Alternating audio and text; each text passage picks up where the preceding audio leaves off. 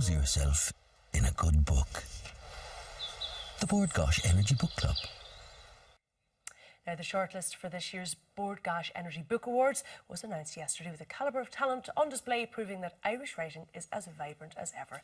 I went to meet some of the nominees ahead of the awards on November 25th.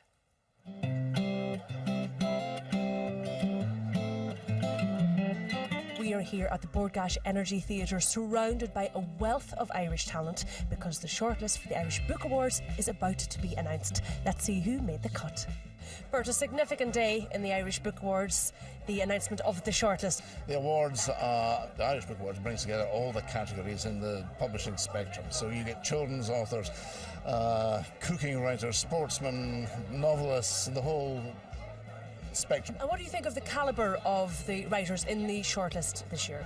Well, every year you're flabbergasted, there's never a worry that there's going to be a falling off. The quality of Irish writing speaks for itself. The shortlist does have a kind of fresh look this year. There's always new writers, obviously, in the newcomer category, but there's quite a few people who haven't been nominated before. So the newcomer list in particular is really strong this year. Marty, congratulations on your nomination. I can't get over it. It's the first book I've written. I should write more often. Absolutely. I can't get over it. I'm completely blown away by it. It's wonderful. Yeah. Maybe your true vocation has always been writing. Rubbish at the radio. Thanks. Because it is obviously a book about your life, but you tell it in themes as opposed to in the traditional chronological order. I do. It means I can leave out the guilty as I go through. But I liked doing it this way. I just felt it was a nice way of doing it. It also meant that I could storify it and give people elements of stories to do with different aspects of my life. Because not every day is going to be, the interesting day, the great day, the whatever. But by making it, doing it the way I did it, I hope people get a flavour of who I am. And it's not a tell-all. You're not trying to expose people. It's tell bits. But you've got a little bit, perhaps, about one of my own colleagues back in TV3. Cagney. There's a great picture, Dancing in the Dark. Mark Cagney's late wife, God bless her, and took that picture because we were doing an event for Jim Aiken, which was Bruce Springsteen's, the 4th of July for Bruce Springsteen, and Mark Cagney and I were the DJs. And she took the picture of me after I'd asked Bruce for a dance, which he happily said yes to. So it's a great story. But that's what you try to do. You try to give a flavour of yourself and my own personal photographs and memories and stuff, and tell the truth as you go. Just look, this is the way it was. Is there a second? I don't know. You have to be politely asked.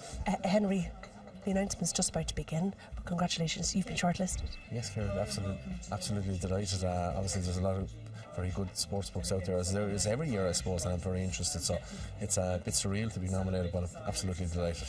So is this your new life as a writer, away from the pitch now? No, absolutely not. I think this is it for me, so it'd be nice to get this experience, but no, I'm delighted with the book, and I suppose the big thing for me was that, in 20, 30 years' time, when I pull it down from the wardrobe or whatever, that, you'd be able to look at it and say, yeah, I was very honest. And I suppose that's what I hope I've achieved in this. So in that sense, I'm happy with it and how it's gone down. So, and it's nice to be in this kind of company here today.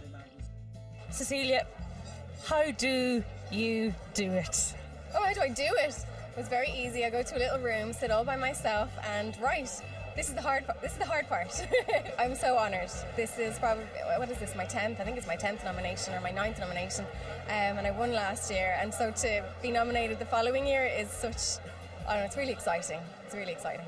And you don't know when you arrive here today who's in your category, who's the competition? No, I had no idea. So literally I walked in and I was kind of swept around doing photographs and interviews, and I still didn't know who was in. But I'm seeing some authors in the room that I'm wondering, are they in my category or not?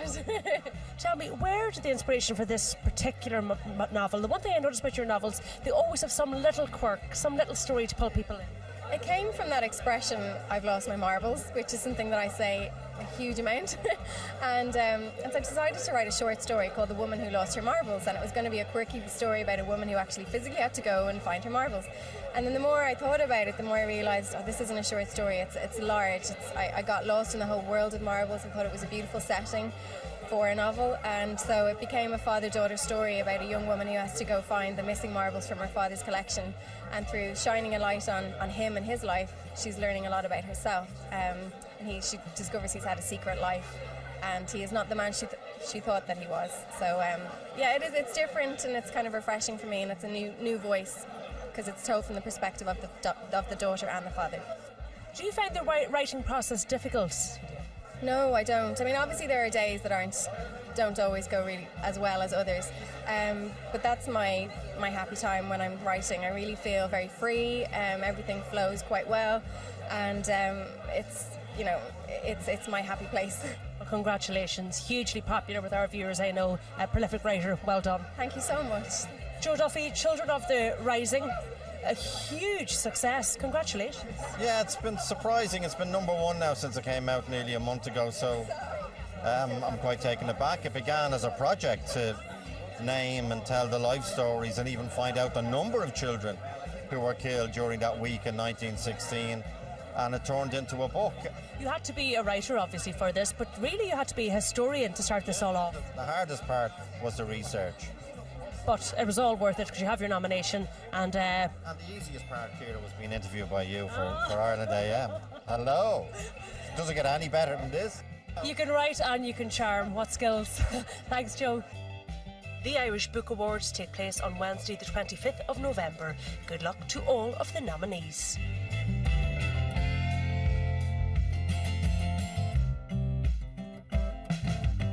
Lose yourself in a good book.